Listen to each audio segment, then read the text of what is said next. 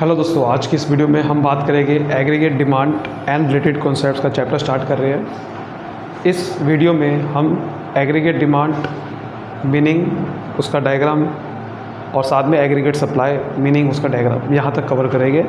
फिर इसके अलग अलग पार्ट्स हैं। इसके मैं 3 पार्ट बना हुआ, तीनों पार्ट में पूरा चैप्टर ख़त्म कर दूँगा। तो आपको इस वीडियो को ढंग से पूरी तरह से एंड तक देखना होगा, जिससे आपको बहुत अच्छे समझ में आएगा। तो चलिए स्टार्ट करते हैं। सबसे पहले एग्रीगेट डिमांड का मीनिंग समझ लेते हैं कि क्या होता है। ठीक है, क्या होता है कि आपने डिमांड चैप्टर पढ़ा था 11वीं क्लास में। हम कोई चीज़ लेना चाहते हैं सामान, उसको डिमांड बोलते हैं। अब एग्रीगेट वर्ड आ गया तो एग्रीगेट का मतलब पूरी हर एक सेक्टर्स की डिमांड, यानी कि सभी गुड्स की, सभी सेक्टर्स की, सभी सर्विस की डिमांड। जब सारी डिमांड को मैं प्लस कर देता हूँ तो उसे एग्रीगेट बोलते हैं। तो एग्रीगेट डिमांड बेसिकली आपकी सारे सेक्टर्स की डिमांड है। जब सारे जितने भी इकोनॉमी में जितने भी सेक्टर्स हैं उन सब की डिमांड को मैं प्लस कर दूंगा तो एग्रीगेट डिमांड आ जाती है। ध्यान रखना, ये एग्रीगेट डिमांड वो नहीं है कि जो जितना सामान हमने ख़रीदा, बल्कि एग्रीगेट डिमांड वो है जितना हम सामान ख़रीदना चाहते हैं। ठीक है, जितना हम सामान ख़रीदना चाहते हैं। तो एग्रीगेट डिमांड का देखिए मीनिंग यही लिखा हुआ है, it refers to total value of all final goods and service. ध्यान रखना, फाइनल गुड्स और सर्विस की बात कर रहे हैं, इंटरमीडिएट गुड की बात नहीं कर रहे। जो कंज्यूमर खरीदता है या फिर जो फाइनल बने बनाए सामान, उनकी टोटल वैल्यू है विच ऑल द सेक्टर्स, यानी कि जो जितने भी सेक्टर्स है प्लानिंग टू बाय, जो खरीदना चाह रहे हैं at a given level of income. एक इनकम के लेवल के अकॉर्डिंग होते हैं डिमांड, इनकम के हिसाब से होती है। अगर इनकम ज़्यादा होती है तो डिमांड भी हम ज़्यादा करते हैं, इनकम कम होती है तो डिमांड नहीं कर पाएगी ज़्यादा। और during a given period of time, एक साल के अंदर बात करते हैं। और इसको एक साल के अंदर कहते हैं कि एक साल के अंदर आपकी एग्रीगेट डिमांड कितनी है, एक साल का मेज़र करते हैं इसमें। तो इसका मतलब अगर एक साल आ गया तो इसका मतलब जो एग्रीगेट डिमांड है इसको शॉर्ट फॉर्म में एडी बोलते हैं। तो AD is a flow concept, और AD is a flow concept क्योंकि इसमें गिवन पीरियड ऑफ टाइम आ गया, एक साल आ गया। तो जब एक साल की हम डिमांड देखते हैं तो उसे फ़्लो कॉन्सेप्ट बोलते हैं ना। तो AD is a flow concept. और जैसे मैंने आपको बताया कि एडी एक्चुअल एक्सपेंडिचर नहीं है, ये प्लान है, प्लानिंग टू बाय लिखा है ना कि कितना सामान खरीदना चाहते हैं। चलिए अब आगे बात करते हैं इसके कंपोनेंट्स की। ये कंपोनेंट्स वही है जो आपने एक्सपेंडिचर मेथड में भी पढ़े होंगे, जो C + G + I + X - M उसी तरीके से। देखो सबसे पहला वही है private house hold final consumption expenditure, यानी कि जो हाउस होल्ड ने कितना खर्चा किया फाइनल गुड्स और सामान खरीदने में, उसे C बोलते हैं शॉर्ट फॉर्म में। फिर है इन्वेस्टमेंट एक्सपेंडिचर, यानी कि हाउस होल्ड ने कितनी इन्वेस्टमेंट करी या फिर फर्म ने कितनी इन्वेस्टमेंट करी, दोनों की इन्वेस्टमेंट। बेसिकली ज़्यादातर इसमें आती है फर्म की इन्वेस्टमेंट एक्सपेंडिचर में, ज़्यादातर कौन सी आती है, फर्म की आती है। लेकिन जो आपने उस फॉर्मूले में पढ़ा होगा एक्सपेंडिचर मेथड में, उसमें हाउस होल्ड की भी आती थी। हाउस होल्ड किस पे खर्चा करता है, हाउस होल्ड बेसिकली खर्चा किस पे करता है, हाउस होल्ड खर्चा करता है आपका रेजिडेंस पे, यानी कि घर बनाने में ही रेजिडेंस इन्वेस्टमेंट आती है हाउस होल्ड। तो इन्वेस्टमेंट एक्सपेंडिचर, लेकिन इसमें ज़्यादातर हम फर्म की बात करेंगे। गवर्नमेंट फाइनल कंजम्पशन एक्सपेंडिचर में गवर्नमेंट ने फाइनल गुड्स और सर्विस कितना खरीदना चाहती है और गवर्नमेंट का इन्वेस्टमेंट कितना करना चाहती है। तो इसमें गवर्नमेंट का गुड्स और सर्विस पे तो खर्चा आएगा ही आएगा, साथ में इन्वेस्टमेंट जैसे कि रोड्स बनाना, रेलवेज़ बनाना, ब्रिजेस बनाना, ये सब इसमें आता है। Net exports, exports minus import, short form बोलते हैं X - M। एक्सपोर्ट्स में से जब मैं इंपोर्ट माइनस कर दूंगा तो आपको समझ में आ जाएगा कि आपने नेट कितना सामान आप बेचा, आपने एक्सपोर्ट कितना किया नेट। ठीक है, तो ये सारे 4 सेक्टर्स होते हैं हमारी इकोनॉमी में, उसकी ये एडी है, उसकी डिमांड होती है। बट क्या होता है कि हम पूरे इकोनॉमिक्स में ज़्यादातर हम आगे जो पढ़ेंगे वो लगभग 2 सेक्टर्स की ही बात करते हैं, 4 सेक्टर्स की बात हम नहीं करेंगे। तो हम 2 सेक्टर्स में समझेंगे कि एडी की कैसे उसका ग्राफ बनता है, शेड्यूल कैसे बनता है। 2 सेक्टर्स की जो बात करेंगे वो है ये 2 सेक्टर, हाउस होल्ड और फर्म। फर्म करता है इन्वेस्टमेंट में खर्चा और हाउस होल्ड करता है फाइनल गुड्स और सर्विस में खर्चा। ये सिर्फ ये 2 सेक्टर की बात करेंगे।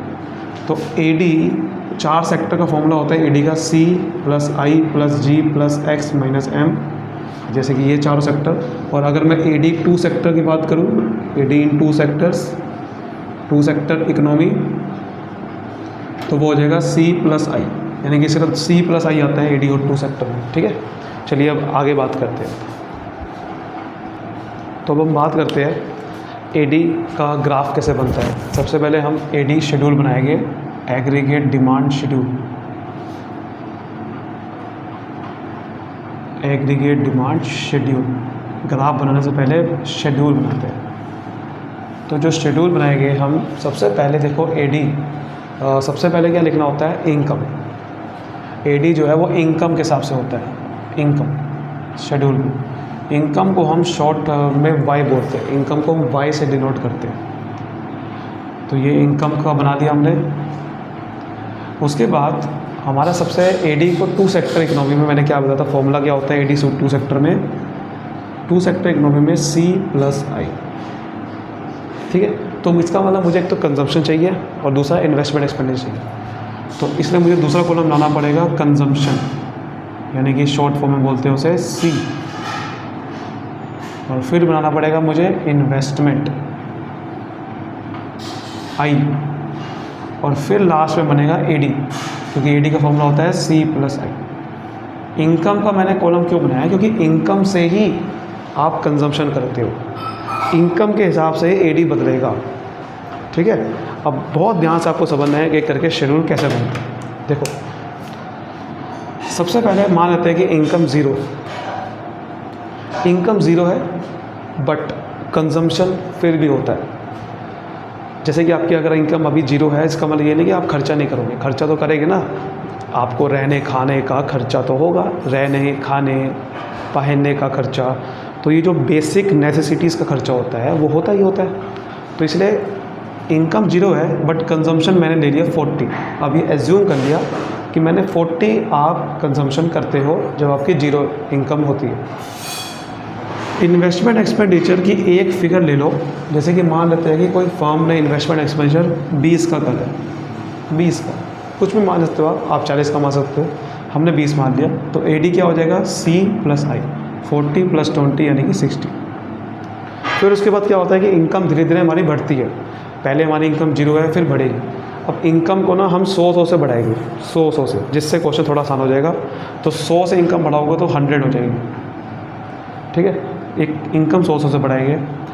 अब जैसे ही इनकम आप 100 से बढ़ाओगे, कंजम्पशन स्टार्टिंग में ज़्यादा होता है, क्योंकि स्टार्टिंग में आपकी इनकम कम होती है, खर्चे ज़्यादा होते हैं। आप स्टार्टिंग में जब आपकी जॉब लगेगी तो आपके खर्चे ज़्यादा होंगे, इनकम कम होगी।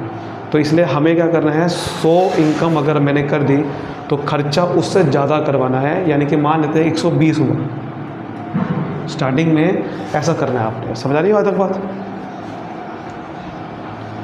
कि आपकी इनकम जैसे ही बढ़ी कंजम्पशन उससे ज़्यादा बढ़ाना है। शुरुआत में ऐसे ही होता है। इन्वेस्टमेंट को फिक्स रखना है, ये आपको समझना। इन्वेस्टमेंट को आपको फिक्स रखना है कि यानी कि फर्म इन्वेस्टमेंट नहीं बदल रही, आपको ये मान के चलना है फर्म ने एक बार जो इन्वेस्टमेंट कर दी वो वही करती रहेगी। तो यानी कि इन्वेस्टमेंट नहीं बदल रही, हमने जो AD जो बदलेगा वो सिर्फ कंजम्पशन से बदलेगा, इन्वेस्टमेंट वही की वही रहेगी। ध्यान रखना बात, ये हमने एज्यूम करके रखा हुआ है इस AD को बनाने के लिए। तो इन्वेस्टमेंट को नहीं बदलना, 20 का 20 रखना। तो AD क्या हो जाएगा, 120 + 20 140। उसके बाद इनकम दोबारा 100 से बढ़ाओ, 200 होगी। इस बार आप कंजम्पशन ज़्यादा नहीं करोगे। स्टार्टिंग में कंजम्पशन ज़्यादा होती है, लेकिन उसके बाद जैसे जैसे आपकी इनकम बढ़ती है तो आप सेविंग करना स्टार्ट कर देते हो। शुरुआत में तो सेविंग होती ही नहीं है। शुरुआत में देखो इनकम 0 थी, फिर भी कंजम्पशन और थी, तो सेविंग तो बल्कि नेगेटिव में थी। उसके बाद क्या हुआ, सेविंग तब भी नेगेटिव में थी कि आपकी इनकम कम है, खर्चे ज़्यादा है। लेकिन उसके बाद इनकम बढ़ गई, अब आपके खर्चे कम कर दोगे आप, क्योंकि आपको पता है कि अब मेरी इनकम बढ़ रही है तो मैं सेव करना स्टार्ट करूँगा। तो अब क्या करना है, अब यहाँ पर जो आपकी बुक में भी दे रखा है, आपको एक फिगर ले लेनी है। 80 से आप कंजम्पशन बढ़ाते जाओ और 100 से इनकम बढ़ाते जाओ, बस ये करना है। मतलब आपको क्या करना है, देखो इसको क्या करो, 80 से बढ़ा दो, 80 से बढ़ गया तो 200 हो गए। पहले भी मैंने 80 से बढ़ाया था, बस एक फिगर फिक्स कर लो, ये 100 से बढ़ानी है, ये 80 से बढ़ानी है। ठीक है, तो देखो ये बिल्कुल सही बन रहा है। तो आपने इनकम 80 से बढ़ाई तो पहले बराबर खर्चा हुआ। स्टार्टिंग में तो आप पहले खर्चे कम करा तो खर्चा कम हुआ तो बराबर हो गया, ना इनकम ना सेव करा ना कुछ करा, शुरुआत में ऐसे ही होता है। और इन्वेस्टमेंट एक्सपेंडिचर 20 का 20 रहेगा तो ये 220 आ रहा है। फिर आपकी 100 से इनकम बढ़ेगी, उसके बाद दोबारा से ये 80 से ही बढ़ाओ, 280 हो जाएगा। अब आप देखो इनकम ज़्यादा है, खर्चे कम है, यानी कि अब आपने सेविंग करना स्टार्ट कर दिया। पहले खर्चे ज़्यादा थे, फिर भी ज़्यादा थे, फिर बराबर हुए, फिर कम हुए, और ये उतने का उतना रहेगा। ये 20 ही का 20 रखो, 300 आ गया। उसके बाद दोबारा से इनकम 100 से बढ़ेगी, 400 होगी, ये 80 से दोबारा से बढ़ाओ, 360 हो गया, ये 20 है। इस तरीके से आपका शेड्यूल बनेगा, तो ये आगे जाता रहेगा, ज़्यादा बड़ा तो बनाना नहीं है। अब इसका ग्राफ बनाएंगे हम ग्राफ बनाएंगे। और ग्राफ कैसे बनेगा बहुत ध्यान से बनना है आपने।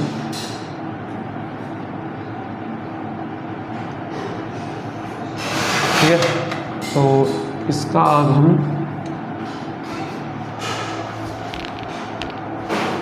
ग्राफ बनाएंगे। तो यहाँ पर आ जाएगा एक्स एक्सिस, ये 0 और ये y। ठीक है, अब देखो नीचे क्या लेना होता है आपको, नीचे बेसिकली इनकम लेना है y, ये जो बना है, और इधर AD लेना है। AD देखो हम एग्रीगेट डिमांड बना रहे हैं, पर साथ साथ में आपको ये भी 2 ग्राफ बनाने हैं, ताकि आप ये दिखाओ कि AD बना कैसे है। तो इसलिए आपको सबको लिखना है यहाँ पर, कंजम्पशन ग्राफ भी बन जाए, इन्वेस्टमेंट का भी बन जाए, और AD का भी बन जाए, सारे ग्राफ बन जाए एक ही साथ। आपको फिगर ऐसे करनी पड़ेगी। तो ये 100 से है, तो यहाँ पर 100 लिखेंगे, 0 से लेकर 100, फिर 200, 300, 400, 500 एंड 600। ठीक है, इधर आपको एक ऐसी फिगर लेनी है कि सारे ग्राफ बन जाए। तो क्या क्या फिगर ले सकते हो आप, 80 दे सकते हो आप, 80 से बढ़ा सकते हो। देखो 380 तक जा रही है, तो आपको कुछ फिगर सही से लेनी पड़ेगी। मैं ले लेता हूँ जाने के, जैसे कि 80 ले लेते हैं, तो 80, 160, 240, 80 या 40 ले लेते हैं। चलो फिर 40 से ही ले लेते हैं। 40, 80, 120, 200, 280, और सॉरी 40 से बढ़ा दो ना, ये 160, 200, 240, 280, 320, 360 और 400। ठीक है, अब देखो सबसे पहले ना बनाते हैं ये कंजम्पशन ग्राफ बनाते हैं। कंजम्पशन का कंजम्पशन 0 लेवल पे 40 है, तो 0 लेवल पे 40 का मतलब यहाँ पॉइंट आ रहा है पहला, और 100 पे 120 है, तो 100 लेवल पे 120 यानी कि यहाँ आ रहा है पॉइंट। 200 पे 200 है, तो 200 पे 200 का मतलब यहाँ आ रहा है। 300 पे 280, तो 300 पे 280 का मतलब ये यहाँ आ रहा है। फिर 400 पे 360 है, तो 400 पे 360 का मतलब यहाँ आ रहा है। तो ये बेसिकली एग्जैक्ट सीधी लाइन ड्रॉ होगी बिल्कुल। ठीक है, मतलब ये जो लाइन ड्रॉ होगी ना वो सीधी होगी इस तरीके से।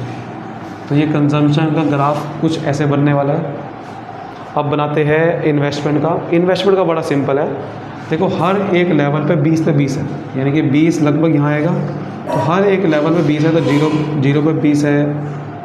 ठीक है, 100 पे 20 है, तो सब जगह पे 20 है, तो ये बिल्कुल स्ट्रेट लाइन बनेगा।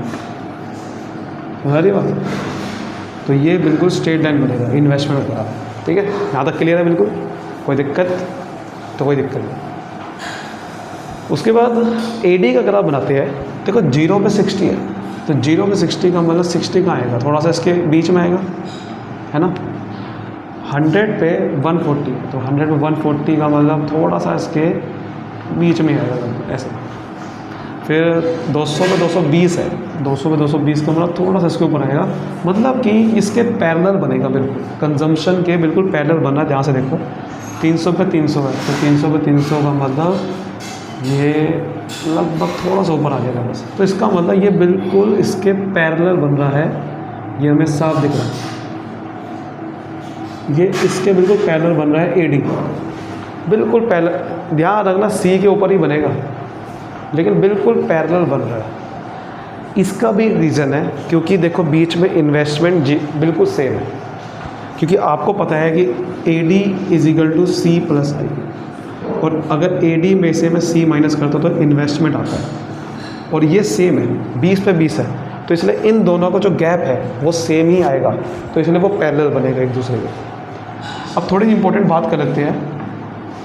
सबसे पहले तो AD का जो कर्व है वो आप जैसे कि आप देख रहे हो बिल्कुल कैसा है, स्लोप ऑफ, जैसे कि आपको पूछेगा भाई आपका स्लोप ऑफ AD कर्व, तो AD कर्व का जो स्लोप है वो पॉजिटिव स्लोप है, अपवर्ड स्लोप है, अपवर्ड और पॉजिटिव, यानी कि इनकम बढ़ती है तो AD बढ़ता है, इनकम घटती है तो AD घटता है।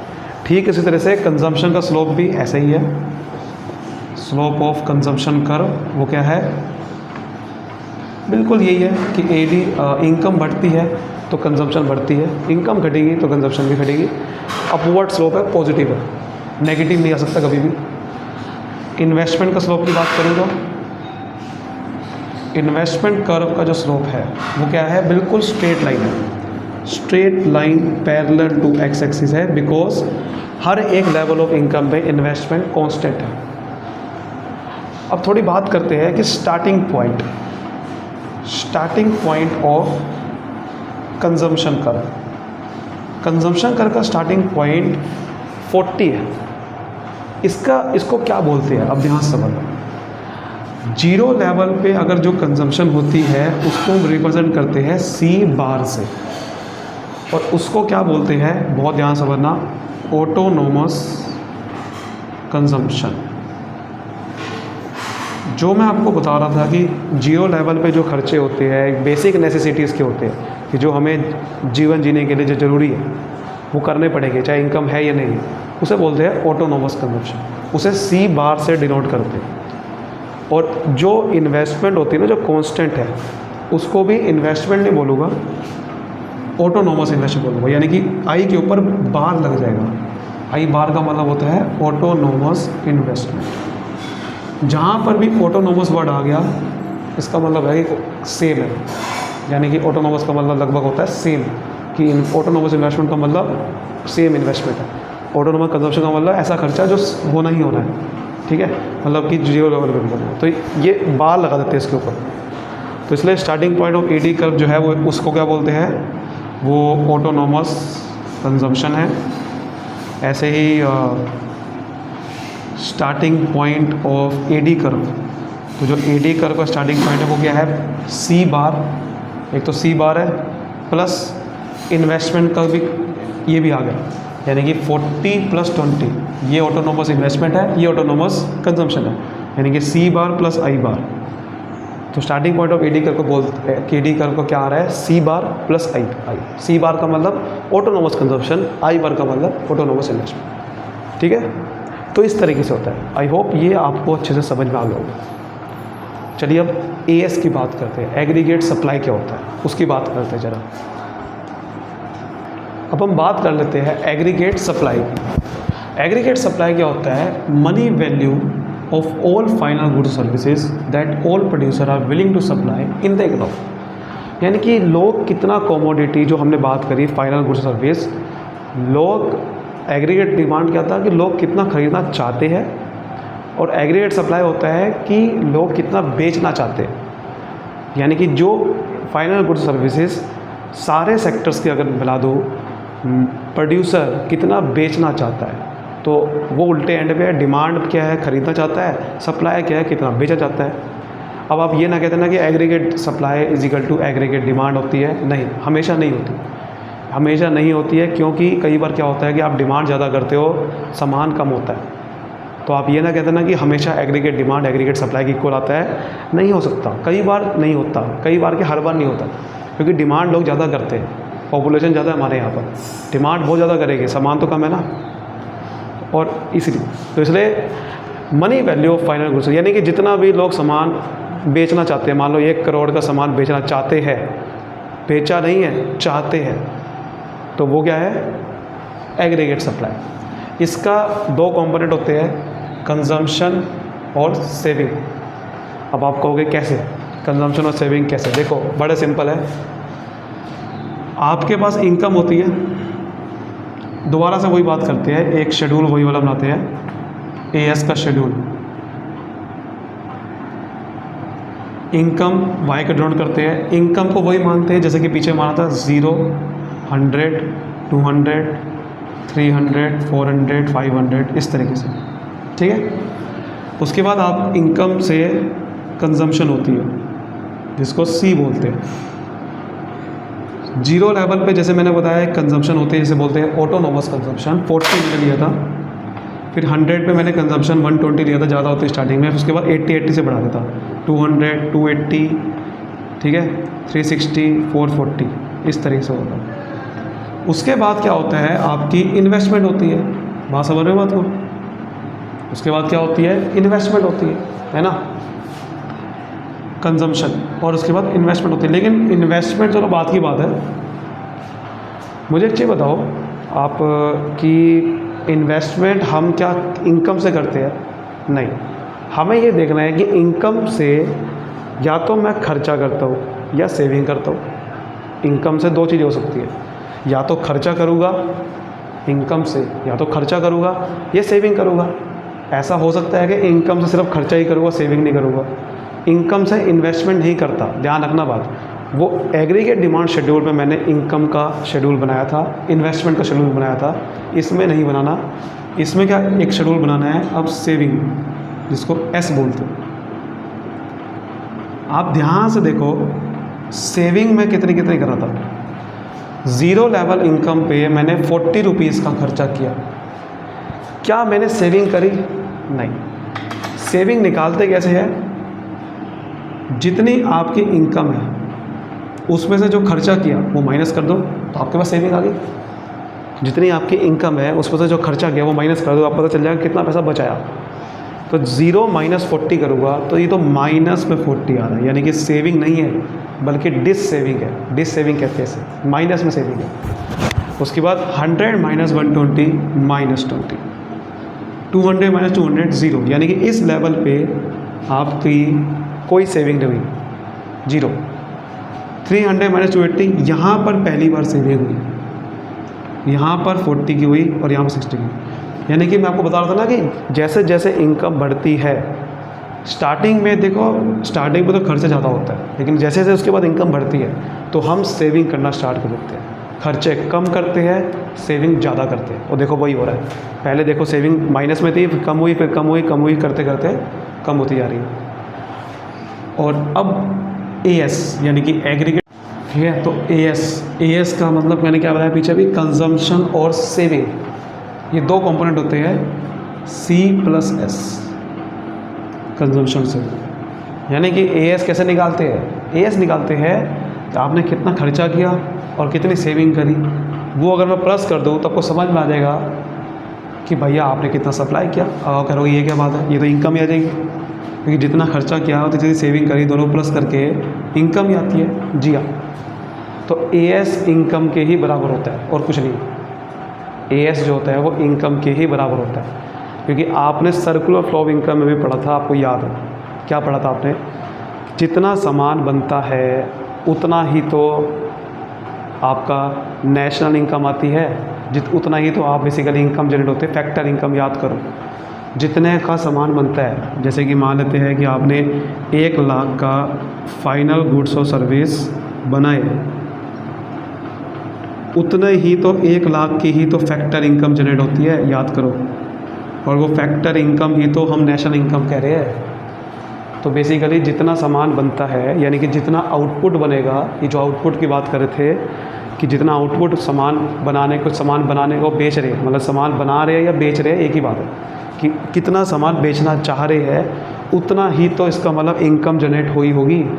तो जितने नेशनल इनकम और एएस ये हमेशा बराबर होते हैं, तो दोनों को प्लस करके यही आएगा 0, 100, इन दोनों को प्लस करते जाऊँगा। तो वैसे आपसे पूछे कि एग्रीगेट सप्लाई के दो कंपोनेंट होते हैं, कंजम्पशन और सेविंग। दोनों को प्लस करते हैं क्या आता है? इनकम ही आती है। तो ये 200 आएगा, फिर 300, 400, 500। बात समझ में आ रही है?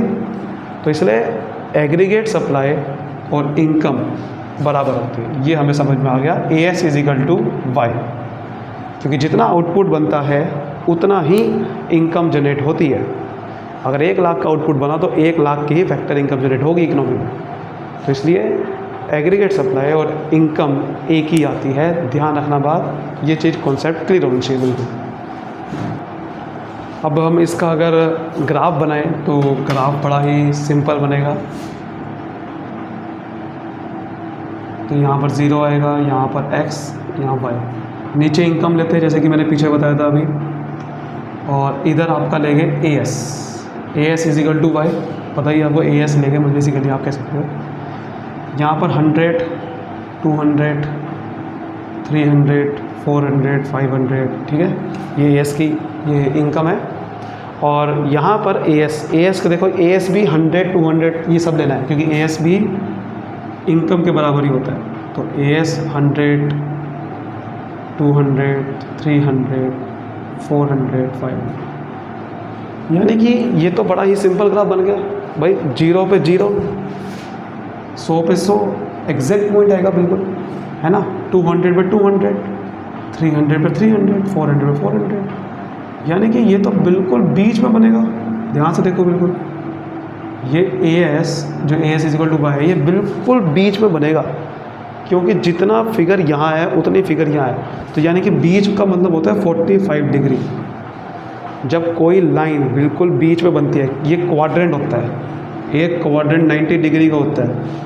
तो 90 डिग्री की अगर बिल्कुल बीच में लाइन बनेगी तो 45 डिग्री होते हैं दोनों। 90 डिग्री का था 45, क्योंकि ये बिल्कुल बीच में क्यों बन रहा है, क्योंकि ये भी वही है, यानी कि x एक्सिस पे पॉइंट वही है, y एक्सिस पे वही है, इसलिए बिल्कुल बीच में ही पॉइंट बनेगा। और इसलिए ये लाइन 45 डिग्री की आती है, ठीक है। 40 यानी कि ये लाइन ये रिप्रेजेंट करती है कि आपने सारा खर्चा कर लिया, 100 का 100 रुपये खर्चा किया, 200 का खर्चा किया। तो ये लाइन ये रिप्रेजेंट करती है कि आपने इनकम और AS बराबर है, इनकम और AS बराबर है। ये लाइन ये रिप्रेजेंट करते हैं 45 डिग्री की, यानी कि जो इनकम है वो आपने, यानी कि ये वाली लाइन पे सारे खर्चे हो चुका है। इसमें C प्लस I दोनों प्लस हो रखा है, ठीक है ना। इनकम में क्या होता है, C प्लस S प्लस हो रखा होता है ना। तो यानी कि इनकम में C प्लस S प्लस हो रखा है, AS में C प्लस S प्लस हो रखा है, यानी कि इसमें कंजम्पशन भी आ गया, सेविंग भी आ गई, दोनों प्लस हो गए। तो इसलिए ये 45 डिग्री की लाइन बनती है, ध्यान रखना बात, ठीक है। तो उम्मीद करता हूँ आपको समझ में आया कोई पूरा का पूरा ग्राफ, कि AS के बारे में हमने समझ लिया, शेड्यूल के बारे में समझ लिया, और साथ ही साथ हमने ये भी समझ लिया कि AD क्या होता है अच्छे से। तो नेक्स्ट वीडियो में हम बात करेंगे प्रोपेंसिटी, कंजम्पशन फंक्शन के ऊपर बात करेंगे, सेविंग फंक्शन की बात करेंगे। तो ये वीडियो बहुत इंपॉर्टेंट होने वाले वो, तो आप ज़रूर मुझे पहले कमेंट बताना कि ये वीडियो कैसी लगी। वो वीडियो तो आने वाली है। तो मिलते हैं फिर अगली वीडियो में, तब तक bye bye, thank you so much. अच्छे से बताना कमेंट में कैसी लगी, थैंक यू।